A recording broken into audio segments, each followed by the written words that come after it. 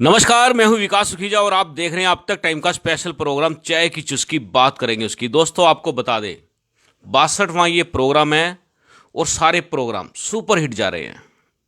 जिन लोगों को हम लेके आते हैं उनसे आपको कोई ना कोई अच्छी से अच्छी एकदम से सकारात्मक जानकारियां मिलती हैं आपको, और इसी सिलसिले को हम आगे बढ़ा रहे हैं। और आपको बता दें, आज हमने कहा था कि अब इस प्रोग्राम में जो राजनीति से जुड़े लोग हैं उनको लेके आएंगे। हम आपको लेकर आ रहे हैं इस बार मिलवाने के लिए मूनक ग्राम पंचायत से सरपंच रहे महिपाल राणा जी से।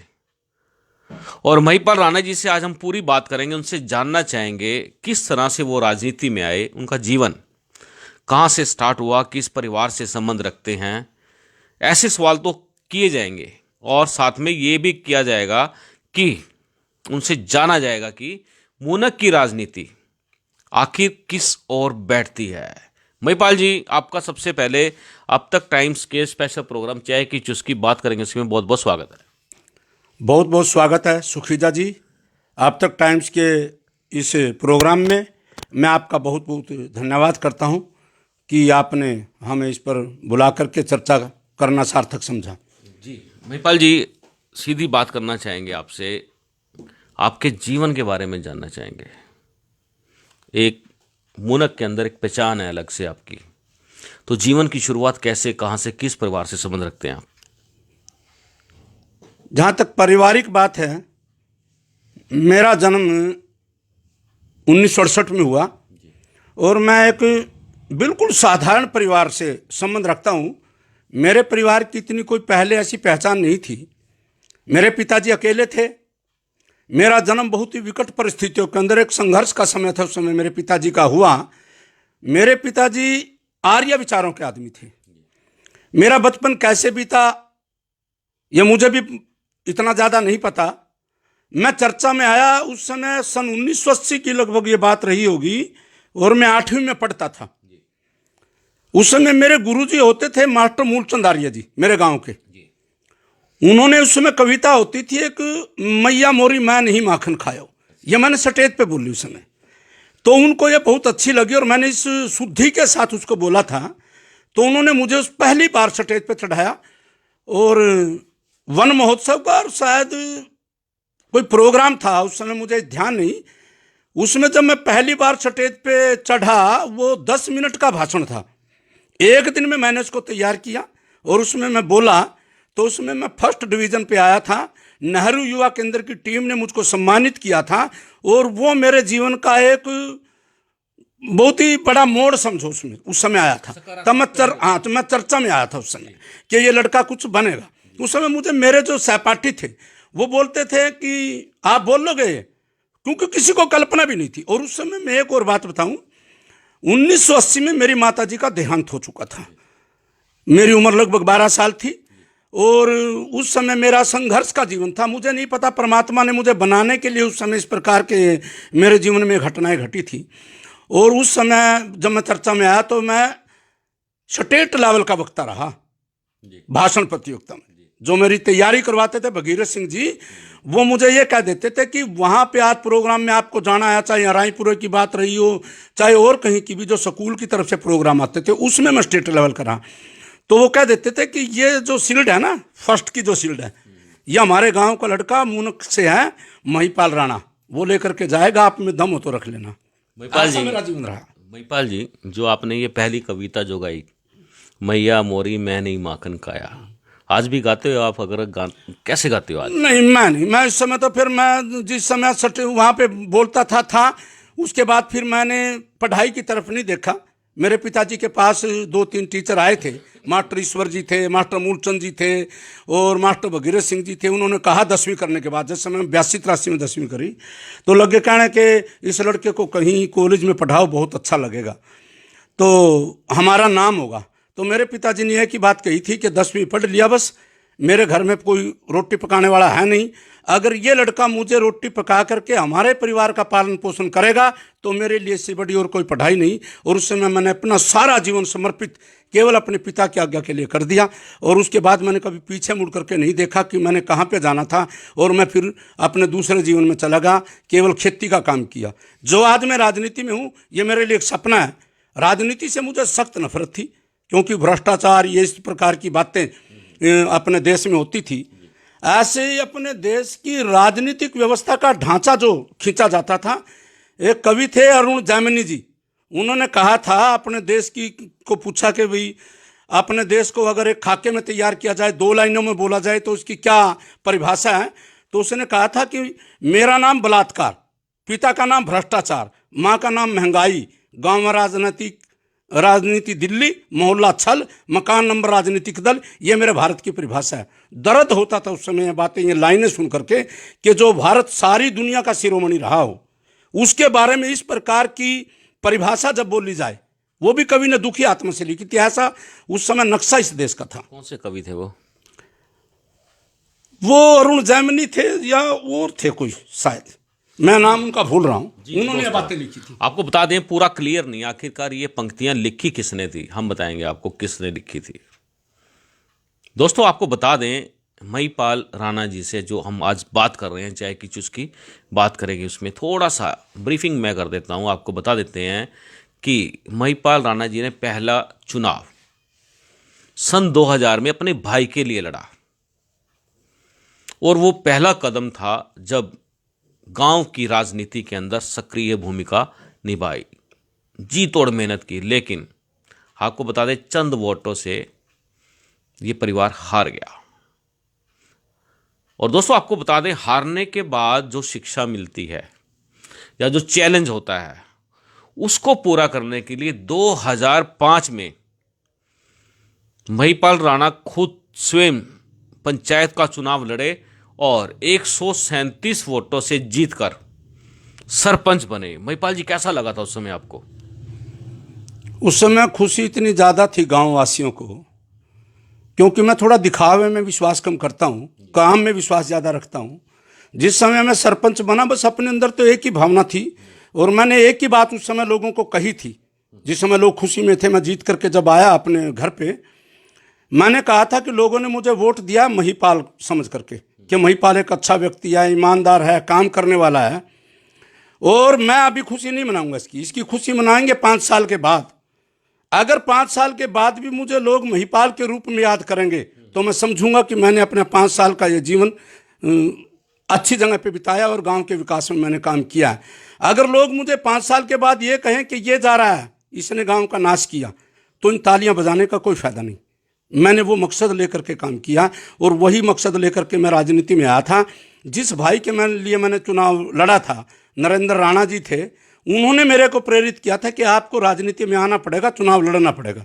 मेरे पिताजी चुनाव के खिलाफ थे, लेकिन मेरे पिताजी का मेरे चुनाव लड़ने से पहले 2 मार्च को उनका निधन हो गया और मैं 9 अप्रैल को चुनाव जीता था।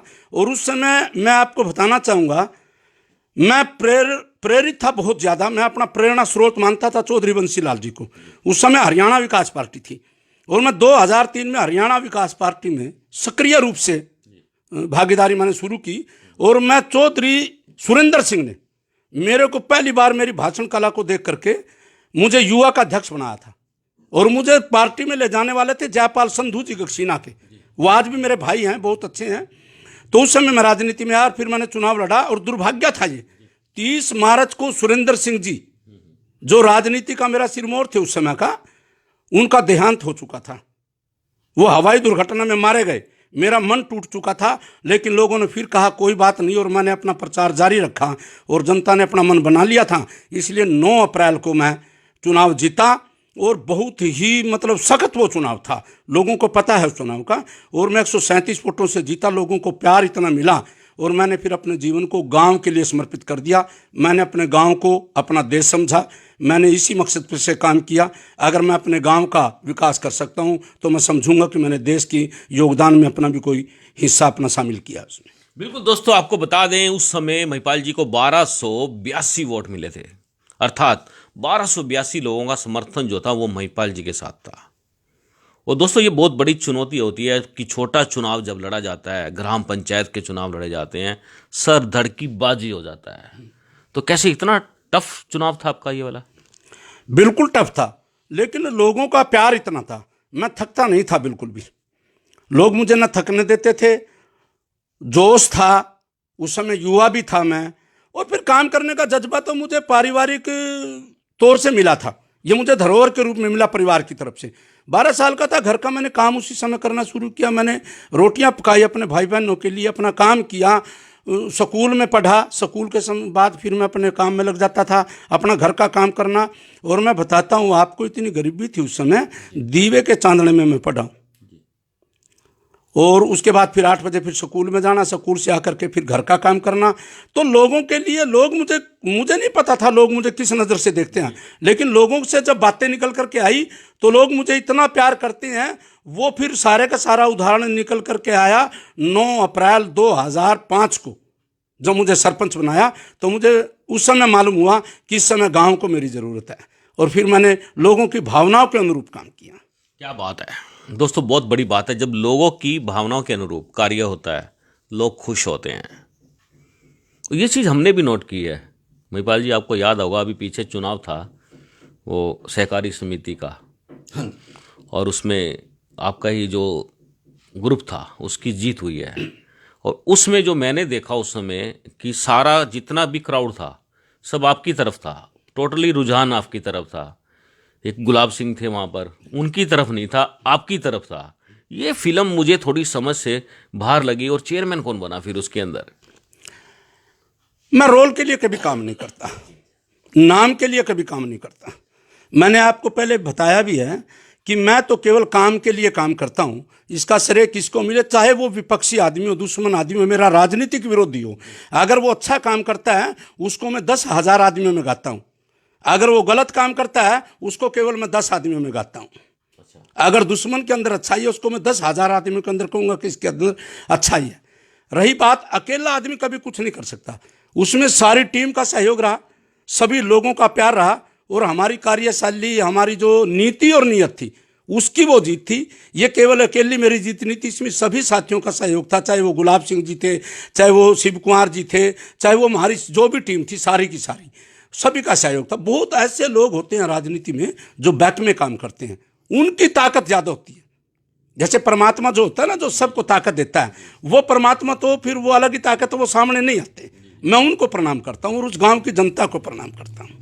महिपाल जी, आपका जीवन जो है राजनीति से भी जुड़े, लेकिन सामाजिक जीवन की बात करें, सामाजिक जीवन के अंदर भी आपकी सक्रिय भूमिका रहती है। दुख सुख में आप 1 मिनट से पहले खड़े हो जाते हैं। तो जो ये जज्बा है, ये संस्कार कहाँ से मिले आपको? ये मैं कहूँगा पारिवारिक भी हैं और मेरे पिताजी के भी हैं। मेरे पिताजी ऐसे थे, अनपढ़ थे वो, लेकिन वो बोलने वाले आदमी थे, बहुत पंचायती आदमी थे। गांव के लोग भी जानते हैं इस बात के बारे में, और उनकी नज़दीकी गांव के अंदर भी चर्चा थी। ये तो मुझे मिले हैं परिवार से जी। आर्य विचारों से प्रभावित रहा हूँ, आर्य समाज को मानने वाला हूँ। और रही दूसरी बात, सभी धर्मों का सम्मान करता हूँ, चाहे मंदिर की बात हो, गुरुद्वारे की हो, मस्जिद की हो। लेकिन कोई धर्म की आड़ में किसी प्रकार की का उसका दुरुपयोग करे, वो मुझे बर्दाश्त भी नहीं होता, चाहे उसके लिए मुझे बड़े से बड़ा दोस्त भी क्यों ना खोना पड़े। भ्रष्टाचार के हमेशा खिलाफ बोलता हूँ, बेबाक हूँ, जो बोलता हूँ सामने बोलता हूँ, पेट के अंदर कोई बात नहीं होती। जब सरपंच था 2-4 बार ऐसी बातें आई कि आप इतना काम जो करते हो, इतनी मेहनत करते हो, तो इतना पैसा कितना खर्च कर देते हो आप। तो पैसे की जब बात आई, मैंने कहा 80% खर्च करते थे। तो वीडियो साहब थे मेरे, तो वो वीडियो साहब लगे कहना आपने 80% बोला, 20% क्यों नहीं बोला, बाकी 20%। मैं सच्चाई ये है जी, पहले 10% खर्च होता था। हम 80% का दावा कर सकते हैं, 100% का दावा तो परमात्मा ही कर सकता है। हमने 80% पैसा जनता के ऊपर खर्च किया, जनता के लिए खर्च किया, ये सबसे बड़ी बात थी। और वो कैसे खर्च किया? मैं सरपंच बना, हमने बच्चों को वजीफा देने का कार्य किया। जो बच्चे मेरिट में आएंगे उनको हम इनाम देते थे, और वो हम लाखों रुपए में बांटते थे। वो इनाम वो मैं अपने घर से देता था, क्योंकि पंचायत रिकॉर्ड में वो पैसा कोई दे ही नहीं सकता, कोई कानूनी नहीं, कोई प्रावधान ही नहीं थी। पंचायत वाली बात करते हैं, पंचायत का पैसा कैसे लगता था? पंचायत का पैसा सो जैसे गलियों के लिए, नलकों के लिए, और हमने हॉस्पिटल भी बनाया था, एक अपना डिलीवरी हट बनाई थी, और उसके बाद हमने धर्मशालाओं के लिए, बच्चों के खेल के लिए, इस प्रकार के कामों में, सफाई व्यवस्था के लिए, डॉक्टरी सुविधाएं अगर उनको दी जाती थी। एक बार तो हमारे स्कूल के अंदर टीचरों की बड़ी कमी थी, तो हमारे जो विरोधी थे उन्होंने ताला लगा दिया स्कूल का, कि लड़कियों के स्कूल का ताला लगा दिया, वहाँ पे टीचर नहीं है। उनकी मनसा में खोट था। हमने उनसे कुछ नहीं कहा। मैं विरोधी को कभी उसकी एंटी भाषा के बोल के कभी नहीं उसका वो करता हूँ मैं। तो मैंने उस समय क्या किया जी, 4 टीचर, इसकी चर्चा मेरी एडीसी महोदय ने भी की थी उस समय, कि संजीव वर्मा जी एडीसी होते थे।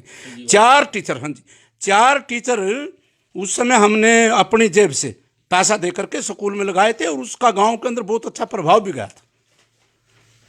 लेकिन हमने बच्चों को शिक्षा देनी थी, इसलिए हमने काम किया। सबसे मेरा मेन टारगेट शिक्षा ही होता था।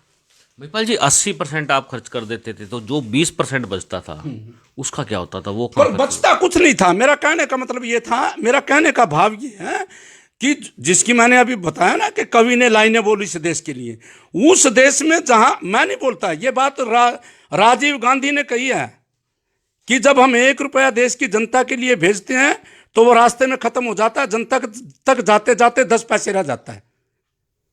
ये इंदिरा गांधी का लड़का राजीव गांधी बोल रहा है। लेकिन राजीव गांधी ने ये नहीं बोला कि जब 10 पैसा वहां पहुंच जाता है तो वो, हाँ, 90 पैसे कहाँ जाता है? 90 पैसे कहाँ जाता है? कौन खा जाते हैं? कौन सी कंपनी के नेता खा जाते हैं? कौन से अफसर खा जाते हैं? इस बात को उन्होंने ब्रीफ नहीं किया था। ब्रीफ नहीं किया, वो करने वाली जरूरत भी नहीं थी, क्योंकि जब उस समय जो सामने जनता बैठी थी और जब राजीव गांधी जी ये बात बोल रहे थे, लोगों की नजरों में ये इंदिरा गांधी के लड़के थे प्रधानमंत्री जी के, और उस समय तालियां पीट रहे थे कि ये बहुत सच्ची बात बोल रहा है। लेकिन लोगों को यह ज्ञान नहीं था कि ये बोल क्या रहा है।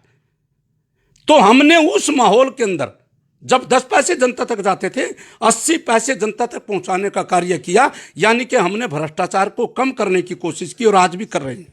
मेरा कहने का भाव ये। बिल्कुल दोस्तों, जो कहने का भाव है उसको आप समझना, और ये समझना बड़ा जरूरी है कि जो भी बातचीत होती है, जब पर्दे खुलते हैं, तब हम उन चीज़ों को क्लियर सी अच्छे तरह से ध्यान से सुनते हैं। जिस तरह से महिपाल जी ने बताया कि राजीव गांधी ने कहा था कि जब हम 1 रुपया भेजते हैं देश के लिए तो वो 10 पैसे पहुंचता है, 0.10%। और दोस्तों उस समय ये पैसा कौन खा जाता था, कहां चला जाता था? और ये जो बीमारी है भ्रष्टाचार की, महिपाल जी भ्रष्टाचार की बीमारी दूर हो गई है या अभी भी है?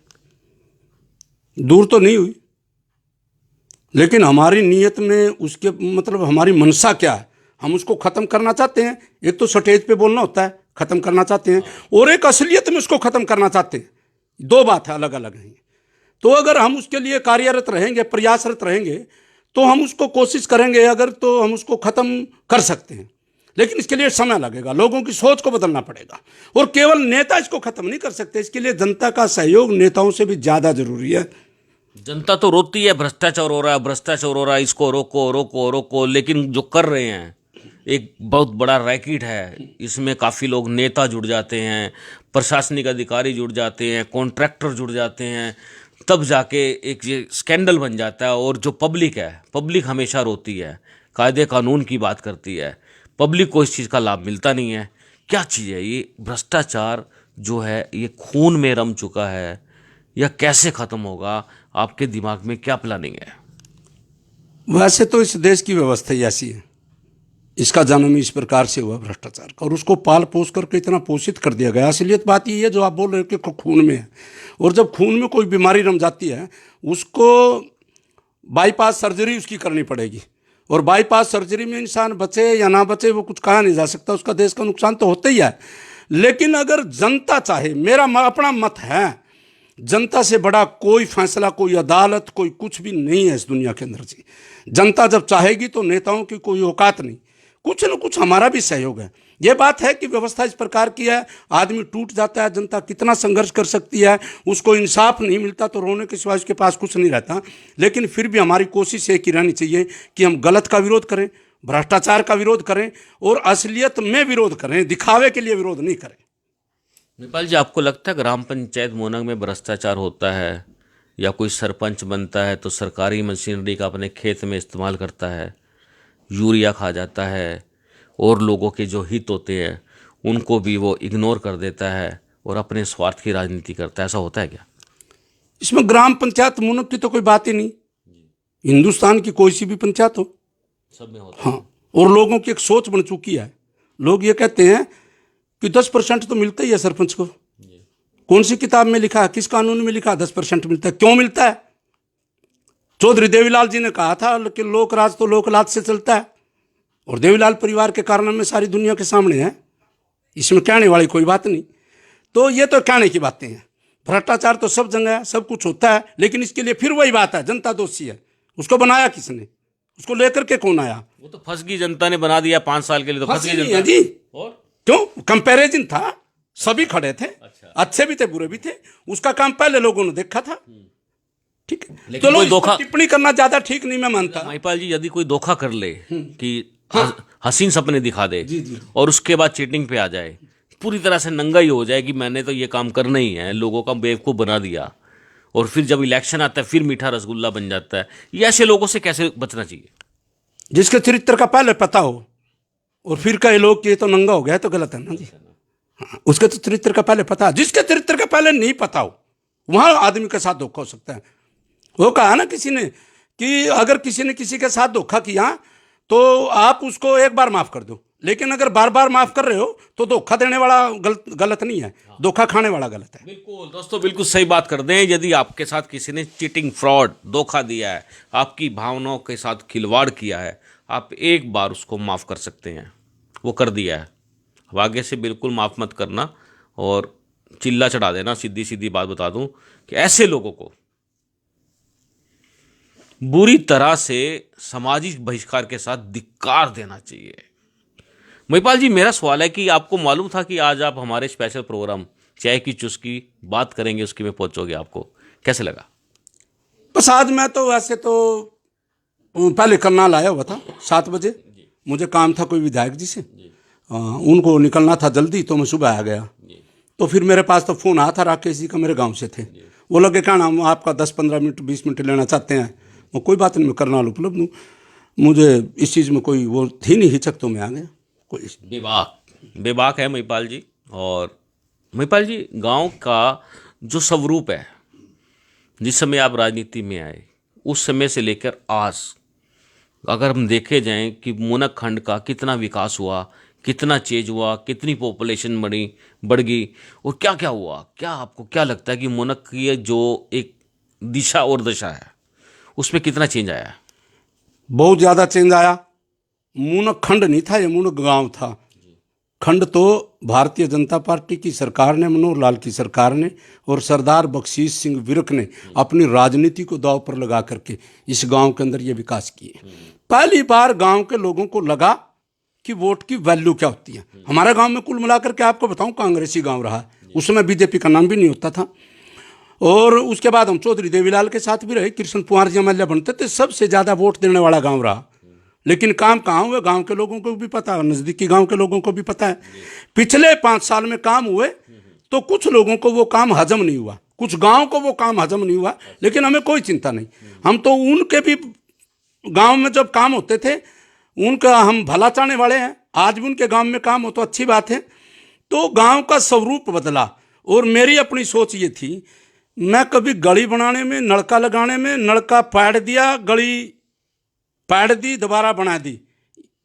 अगर सरपंच को, और वो भी मूण गांव के सरपंच को, जिस गांव की लगभग 2 करोड़ रुपए की पंचायती जमीन बोली पे जाती हो, उस गांव का सरपंच केवल अगर जिप्सम तक या गलियों तक सीमित रहे या नलके तक सीमित रहे, मैं उस सरपंच की सोच को कभी भी अच्छा नहीं मानता।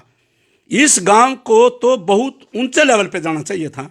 और उसकी झलक थोड़ी सी 2005 से लेकर 2014 से लेकर के अभी नजर आई है कुछ इसको। वैसे ये बहुत ही ऐतिहासिक गांव है, पुराने टाइम से ऐतिहासिक है। कहते हैं कि महाराजा अकबर, बादशाह अकबर भी यहाँ पे आए थे इस गांव के अंदर। ऐसा ऐतिहासिक गांव रहा। अंग्रेजी टाइम में यहाँ पे जो पश्चिमी यमुना नहर के रेस्ट हाउस वगैरह बने, इसलिए हमारा गांव सदा चर्चित रहा। भौगोलिक स्थिति जो हमारे गांव की है वो और गांव से बिल्कुल भिन्न है। और मेरे गांव के जो लोग हैं, ये मैं नहीं कहता, नज़दीकी गांव और जो मेरे गांव के अंदर चाहे 200 किलोमीटर का आदमी भी आए, वो बोलता है कि शांति प्रिय गांव है। तो उसका यह वरदान है परमात्मा का हमें। और इस समय जो हमारे गांव के अंदर काम हुए हैं, तो मुझे लगता है क्यों नहीं आने वाले समय में और भी ऊंचाइयों को छुए और कहीं बात दूर जाए। सपना तो सबको होता है। अगर नया परिसीमन सरकार की तरफ से आए तो इस गांव की तमन्ना है, नजदीक के सभी गांव की तमन्ना है कि विधानसभा मूनक बने, ऐसी अपनी सोच है। बिल्कुल दोस्तों, आपको बता दें कि विधानसभा मूनक बनने का एक सपना है, लेकिन आपको बता दें इसके लिए बहुत बड़ा सिस्टम होता है जिसको दरकिनार नहीं किया जा सकता। पेरिसीमन लगता है, उसके अंदर बहुत सी चीज़ों को जोड़ा जाता है, वहाँ की व्यवस्था, अर्थव्यवस्था सब जोड़ा जाता है। हालांकि बात चल रही है असंध को जिला बनाने की। दोस्तों आपको बता देते हैं मूनक की एक बात महिपाल जी जो मेरी नोटिस में आई है वो बताता हूँ मैं आपको। दोस्तों जब मुगलों का टाइम था तब उस समय केवल मात्र एक मूनक गांव था जिसका प्राचीन शिव मंदिर चारों तरफ, मूनक के चारों तरफ नमाज पढ़ने के माइक बजा करते थे। दोस्तों आपको बता दूं, और लेकिन केवल मात्र मूनक का एक मंदिर था, शिव मंदिर, जहां पर भगवान शंकर की घंटी बजा करती थी। महिपाल जी इस बारे में आपको कितनी जानकारी है? हमारे गांव में मंदिर था, एक माता का मंदिर था। बोलते हैं 1947 में जिस समय मारकाट हुई तो उसमें से एक आवाज़ आई थी बहुत ज़बरदस्त तरीके से, उसकी खिड़की भी टूट गई थी और उसको तब दोबारा जोड़ने की कोशिश की गई, वो खिड़की जुड़ी नहीं, ऐसी कोई मान्यता है। तो ऐसी भी हमारे गांव के अंदर वो था। तो 2005 में जब से जिस समय मैं सरपंच बना उस मंदिर का निर्माण किया गया था। उस बारली माता बोलते हैं उसको, कैलाश सेठ होते थे, उनकी टीम होती थी, उसमें मैं भी सहयोगी था। तो पहली बार वो मंदिर का निर्माण हुआ। पुरानी माता थी, आर्य समाज मंदिर। मेरे बाबा जी थे मास्टर सुबा सिंह जी, आर्य समाजी थे। उन्होंने जगह तो कर ली थी तैयार, लेकिन वो मंदिर का निर्माण नहीं कर सके, कोशिश में रहे, नहीं हो सका। और मैं उनका चेला था। सरपंच बनती सार सबसे पहले आर्य समाज मंदिर का निर्माण करवाया, बारली माता का कराया। एक हमारे गांव में पबाना सड़क के ऊपर बुढ़ी माता है, उसकी 4 दीवारी निकलवाई। तो लोग बोलते थे भाई आर्य समाजी है ना जो, ये मंदिर को मानते नहीं, तो आप कैसे आर्य समाजी हो, आप मंदिरों का करते हो। मैं तो गुरुद्वारा में भी विश्वास रखता हूँ, उसमें भी रखता हूँ, लेकिन भगवान को केवल भगवान मानने। तो मैं मंदिरों के विरोध में नहीं हूँ। मंदिर अगर है वहाँ पर पूजा की जाए और वो की जाए तो अच्छी बात है। तो हमने वो किया। और जब भी कोई धर्म का काम होता है पिछले 25-30 साल, यानी कि लगभग लगाओ आप 80 के बाद पता नहीं लोगों का मेरे प्रति इतना प्यार क्यों है कि वो मुझे हर प्रोग्राम में शामिल कर लेते हैं। तो इसलिए मेरा उसमें योगदान रहता है। अब मंदिर का निर्माण चल रहा है, उसमें भी मेरे गांव के सेठों ने कमाल कर दिया। चर्चा उनकी आज दूसरे गांव के अंदर भी कि उन्होंने इतना मतलब सहयोग किया और गांव के प्रति उन्होंने इतना प्यार दिखाया और बहुत अच्छा उन्होंने योगदान दिया। और मंदिर का निर्माण बड़े ज़ोर शोर से चल रहा है। और हमारे सेठ लोगों का और हमारे गांव वालों का यह विश्वास है कि अच्छा मंदिर बनाएंगे। जी महिपाल जी, सामने कैमरा है और आप कैमरे की तरफ देखकर ये बताओ कि मंदिर का जो निर्माण होने जा रहा है, कार्य शुरू हो चुका है, कितना एक उस मंदिर पर खर्चा होगा और किस तरह से वो विशाल सुंदर भव्य मंदिर बनेगा? खर्चे की तो बात यह है, लोगों की जो भावनाएं हैं और जो हमारे सेठ लोगों की भावनाएं हैं, तो कितना खर्चा हो जाए इसकी कोई लिमिट नहीं है। हाँ, लोगों के जोश को देखते हुए ये हमें भी लग रहा है। तो मंदिर भव्य बनेगा, इसमें कोई अतिशयोक्ति नहीं। सेठ लोगों ने जिस प्रकार से बोला है कि मंदिर का निर्माण अब रुकेगा नहीं, उस परमपिता परमात्मा ने चाहा तो चलता ही रहेगा। ये बढ़िया बनेगा, अच्छा बनेगा। तो महिपाल जी, जो कमेटी मंदिर की है इस समय जो काम कर रही है, उससे संतुष्ट हैं सब लोग? हाँ, कमेटी से संतुष्ट हैं। और कमेटी से संतुष्ट हैं तो इसीलिए इस मंदिर का निर्माण कार्य शुरू हुआ। पहले भी 1-2 बार बातें चली थी मंदिर के निर्माण के बारे में, लेकिन कमेटी वगैरह नहीं थी, ऐसे चलता रहा। जब से ये कमेटी बनी, इन्होंने बड़े साफ नियत के साथ, ईमानदारी के साथ काम किया। लोगों के मन को इन्होंने जीता, सेठ लोगों के मन को जीता। और उसी का यह परिणाम है कि आज मंदिर का निर्माण शुरू हो चुका है। मंदिर कमेटी से सभी लोग संतुष्ट हैं इस समय जो काम कर रही है, बशर्ते वो इसी प्रकार से काम करती रहे। क्योंकि जैसे जैसे आदमी को प्रसिद्धि मिलती है ना, वो पागल हो जाता है फिर। हाँ, परमात्मा से मैं तो ये दुआ करूंगा कि भगवान उनको सद्बुद्धि दे और इस पागलपन में ना रहें कि हम ही सब कुछ हैं। पागल होने जा रहे हैं उनको टीका टूका लगा दिया, कोविड का के नहीं लगा दिया? हाँ वो तो सब लगा जी, सभी का लगा हुआ। पागलपन का भी लगवा दिया? नहीं, पागलपन वाले तो कोई टिक्का नहीं होता जी, वो तो अपने दिल से है, दिमाग से है, हमने अपने पर कंट्रोल रखना पड़ेगा। ये 2-3 लोग ऐसे हैं बीच में अभी लगता कोई है। बात नहीं, कोई नहीं, उनका भी स्वागत है। हाँ उनका भी स्वागत है। वही तो लोग हैं जो हमें आगे के लिए शिक्षा देते हैं कि चौकस रहना, होशियार रहना। बिल्कुल दोस्तों, आपको बता दें पूर्व सरपंच है महिपाल जी, और इनसे हम जिस तरह से बेबाक बात कर रहे हैं चाय की चुस्की प्रोग्राम के अंदर, मैं जानना चाहता हूं महिपाल जी आपसे कि मुनक के अंदर अभी कौन कौन से डेवलपमेंट होने चाहिए, कौन कौन से प्रोजेक्ट आने चाहिए, क्या लगता है आपको? ये तो समय के अनुसार सब देखो जी बदलता रहता है। अभी से हम ये कह दें कि ये चीज़ होनी चाहिए, ये चीज़ होनी चाहिए, हर आदमी चाहता है, हर गांव चाहता है कि मेरे गांव में विकास हो, तो मैं भी जो भी मिल सकेगा जिसके हम काबिल हैं तो वो मेरे गांव में होना चाहिए। इस समय तो मेरे गांव के अंदर जैसे कॉलेज, गर्ल कॉलेज, हमारे पास ज़मीन है बहुत ज़्यादा देने के लिए और सब कुछ है, तो गर्ल कॉलेज अगर इसमें हो तो, क्योंकि गांव सेंटर में पड़ता है, ये चीज़ है। CHC है, PHC हमारे सरकार ने बना दिया है, अगर उसको CHC का दर्जा दे दिया जाए तो वो लोगों के लिए बहुत बड़ी सुविधा होगी। इसका कारण है मेरे गांव की जो 60% आबादी है, 65% वो मजदूर लोग हैं जी, और वो गरीब लोग हैं। उनको अगर स्वास्थ्य सुविधाएं वहाँ पे मिलेंगी, जिस प्रकार का आज माहौल है, तो वो लोगों को बहुत ज़्यादा फायदा होगा, गरीब लोगों को। और नज़दीक के गांव से जुड़े हुए हैं, ब्लॉक बनने के कारण अभी मंडी का काम भी चलने वाला है, थाना भी वहाँ पे हो चुका है, बिजली बोर्ड दफ्तर भी वहाँ पे है, तो सभी काम के लिए गाँव के लोग वहाँ पे आते हैं और वो सुविधा वहीं पर उनको मिले। तो कॉलेज भी एक बहुत बड़ी मांग इस समय वहाँ की है, और PHC को CHC का दर्जा दे दिया जाए। और भी बहुत काम है, स्कूली शिक्षा है, जैसे वहाँ पे सफाई व्यवस्था है, वहाँ पे इस प्रकार की ओर है। पंचायत का उसमें सहयोग होना चाहिए, सरकार का तो रहेगा, लेकिन पंचायत का और गांव के लोगों का भी उसके प्रति होना चाहिए, क्योंकि उसमें हमारे ही अपने बच्चे पढ़ते हैं।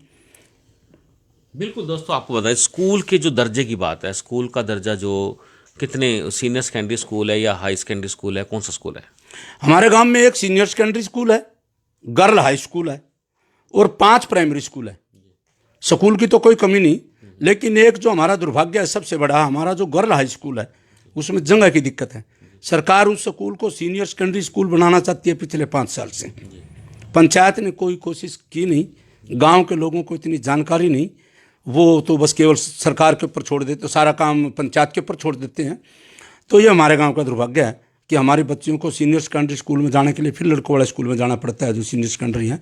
उस स्कूल को सीनियर सेकेंडरी का दर्जा दिया जा सकता है अगर उसके लिए जगह उपलब्ध करवा दी जाए तो जगह तो खूब है वहाँ पर, जगह खूब है। मेरी अपनी योजना थी, जहाँ पे मेरे गाँव का स्टेडियम बना हुआ है, जहाँ पे हमारे गांव का स्टेडियम बना हुआ है, वहाँ पे मेरी योजना थी कि स्कूल को वहाँ पर लेकर के जाया जाए, हाँ, ताकि वो स्टेडियम भी स्कूल के काम आ सके, उसका भी सदुपयोग हो, बच्चे खेल लें और भी ज़्यादा उनकी सहभागिता हो देश के अंदर।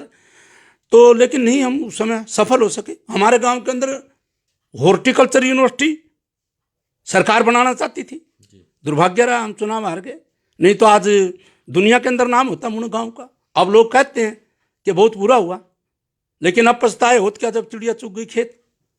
अब वो हॉर्टिकल्चर यूनिवर्सिटी अंजनथली चली गई, जहाँ चली गई तो चली गई, उनका सौभाग्य था, वो ले गए, कोई बात नहीं, वो भी अपनी हरियाणा है, अपनी जिला है, अपनी बात है, कोई बात नहीं। तो इस प्रकार के कुछ काम थे, वहाँ होते तो अपना थोड़ा होते ही है। एक महिपाल जी, जो स्कूल हैं अपने यहाँ के स्कूल हैं, स्टेडियम है, हालत बड़ी ख़राब है, चोरियाँ बहुत होती हैं, गंदगी काफ़ी है, यदि किसी अध्यापक से बात करने की कोशिश करें वो टूट के पड़ जाते हैं, बदतमीजी से बोलते हैं। तो ये जो व्यवस्था स्कूलों की चल रही है उसको कैसे ठीक किया जा सकता है? देखो जी, टीचर कैसे बोलते हैं उसके बारे में तो मैं नहीं जानता, लेकिन कुल मिला करके बात यह वही बात जो मैंने पहले कही, अगर पंचायत उसमें सहयोग करे, सरकार भी फिर हमारे साथ खड़ी होगी। अभी सरकार ने स्टेडियम में तो बोला है, अभी मनरेगा के तहत कुछ 5-4 स्टेडियमों को उन्होंने लिया, वो उनकी सफाई व्यवस्था रखी जाए, ताकि बच्चे अपनी तरफ से कोशिश करते रहते हैं। तो कुल मिलाकर के तो बात यह है कि हमारे गांव के लिए को सफाई के लिए, छोटे मोटे काम के लिए, स्टेडियम में किसी प्रकार का चौकीदार लगाना है, कोई ऐसा काम करना है, उसके लिए हमारी पंचायत स्वयं सक्षम है। एक छोटी सरकार है, छोटी बात नहीं है।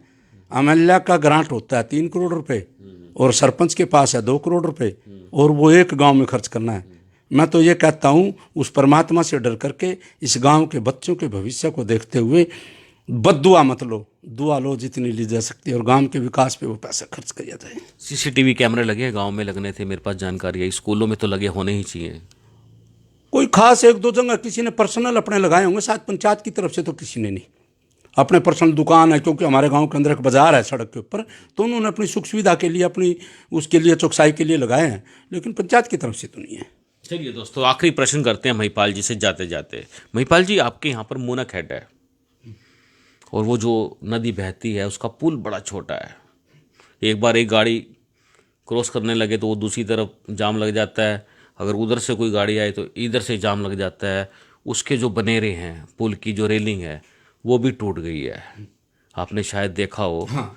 तो उसका कैसे भी कभी आप लोगों ने बात की है कि इसका जो पुल है वो चौड़ा बनाना चाहिए, बड़ा बनाना चाहिए, काफ़ी बड़ा हेड है वो, और उसकी रेलिंग मजबूत होनी चाहिए, कभी किसी से बात हुई इस बारे में? उसकी बात हुई है, सरकार के संज्ञान में है ये बात, और मैं आपकी जानकारी के लिए बताना चाहूँगा, बहुत अच्छी बात आपने पूछी, क्योंकि इस समय वहाँ पे आवागमन भी बहुत ज़्यादा है। वो बहुत जल्दी वहाँ पे काम होने वाला है, उन पुलों को और ज़्यादा चौड़ा किया जाएगा। अभी जो माननीय मुख्यमंत्री जी ने कॉरिडोर जो बनाने की बात की है, ये जो पश्चिमी यमुना नहर पे रोड बनेगा ये वहाँ तक जाएगा, और उससे आगे वो बना हुआ है पहले ही, बीच में सड़क थी वो बन भी चुकी है। तो उन पुलों का जल्दी ही निर्माण होगा, दोबारा बनेंगे वो, क्योंकि वहाँ पे जो जल की कैपेसिटी है, जहाँ वहाँ पे जो पानी का जो वो है जो इकट्ठा होता है वहाँ पे, उसकी कैपेसिटी को और ज़्यादा बढ़ाया जाएगा। तो इसके लिए प्रपोजल तैयार हो चुका है और बहुत ही जल्दी उस पर काम होने वाला है। उसको चौड़ा किया जाएगा, उसकी केवल वो जो है लैंग्र उसकी साइड वगैरह ठीक करने से कोई सुधार होने वाला नहीं है, उसको तो दोबारा अभी तो जरूरत है, क्योंकि जब तक नया नहीं बनता तब तक थोड़ा बहुत वो जो टूट जाता है तो उसको करते तो हमें, लेकिन फिर टूट जाता है क्योंकि तंग ज़्यादा है, पुल बहुत ज़्यादा है। और ये कोई मेरे समय तो 75-76 के बने हुए हैं, चौधरी बंशीलाल के समय में बने थे, और अब ये वैसे भी कंडम हो चुके हैं, और इनको बहुत ही जल्दी सरकार बनाएगी, सरकार के संज्ञान में है ये बात। महिपाल जी, जाने से पहले आप कुछ संदेश देना चाहते हैं लोगों को? कोविड चल रहा है, दोबारा से मास्क की बात चल रही है, वैक्सीन की बात चल रही है, अब बच्चों की भी वैक्सीन लगनी शुरू हो गई है, कोई मैसेज देना चाहेंगे? इसमें मैं यही मैसेज देना चाहूँगा कि ये बहुत गंभीर बीमारी है, सारी दुनिया में इसने हाहाकार मचाया, लोग हर आदमी से जानकार है, तो इसका हमें सरकार का इसमें सहयोग करना चाहिए। सभी को हमें जो कोवैक्सीन वगैरह है वो लगवानी चाहिए, और मैं यही लोगों से प्रार्थना भी करूँगा कि इससे बच करके रहें, ताकि जो बार बार ये लॉकडाउन लगाने की प्रक्रिया से सरकार को गुजरना पड़ता है, सरकार भी नहीं चाहती कि किसी प्रकार का काम हमारा डिस्टर्ब हो, तो उसके लिए अगर जनता पूरा सहयोग करेगी तो इस प्रकार की कठिनाई दोबारा लोगों को ना आए। तो मैं इसके लिए यही प्रार्थना करूंगा कि वो जो भी नियम है सरकार की तरफ से उसका पालन करें। आपको मौका मिले दोबारा सरपंची लड़ने का तो तैयार हो? कौन नहीं तैयार होता, और जिसके अंदर काम करने की तड़फ हो, और जनता अगर चाहती है तो मैं जनता की सेवा करने के लिए तैयार हूं। मैं तो एक ही बात कहता हूं, काम करना चाहिए ऐसी भावना लेकर के, ऐसा काम करो। किसी ने कहा ना, जिंदगी में इतनी शिद्दत से निभाना अपना किरदार कि पर्दा गिरने के बाद भी तालियां बजती रहे। जीते जी अगर कोई किसी को सराहे तो मैं उसको सराहना नहीं मानता, जाने के बाद अगर उसकी चर्चा हो वही महापुरुष कहलाता है। मेरे से कभी 1% भी किसी भी प्रकार का मेरे गांव के प्रति कोई दुर्व्यवहार, दुर्विचार मन में ना आए, बुरा करना तो बहुत दूर की बात है। अगर ऐसा हुआ तो मैं अपने जीवन को सफल मानता हूं। यही मेरा परिवार है, यही मेरे भाई है, यही मेरा सब कुछ है, मेरा गांव ही मेरा धाम है, गांव के लिए सब कुछ। जी महिपाल जी, आपने हमसे बात किया, बहुत बहुत धन्यवाद। बहुत बहुत धन्यवाद आपका। दोस्तों, बहुत बड़ी बात जो सामने निकल के आई, आपको बता देते हैं, मेरा गांव ही मेरा धाम है। ये विचार जो होते हैं सकारात्मक रहते हैं, और आपको बता दें ऐसे विचारों को रखने में जाता भी कुछ नहीं है, लेकिन जो लोग सोचते हैं भी जाता कुछ नहीं है, आपको बता देते हैं आता बहुत कुछ है। एक संस्कार को बदलने का बहुत बढ़िया जरिया है इस तरह के मैसेज कन्वे करना। चलिए दोस्तों, आप देख रहे हैं अब तक टाइम्स का स्पेशल प्रोग्राम चाय की चुस्की, बात करेंगे उसकी। जाने से पहले आपको एक बात बता देते हैं, करनाल में कोविड को लेकर जिला प्रशासन खुद सड़कों पे उतर चुका है, और जो लोग बिना मास्क के घूम रहे हैं उसके चालान काटे जा रहे हैं। और उसके अलावा जैसे पेट्रोल पंप्स हैं, बड़े बड़े संस्थान हैं व्यापारिक, वहाँ पर भी चेकिंग शुरू हो गई है। दोस्तों बिल्कुल सेफ रहें, मास्क लगा के रखें और कोविड की जो गाइडलाइंस है उसका पालन करें। आप देख रहे हैं अब तक टाइम्स, मैं हूं विकास सुखीजा अपने साथी राकेश सरवाल और कृष्ण के साथ। नमस्कार, जय हिंद, जय भारत।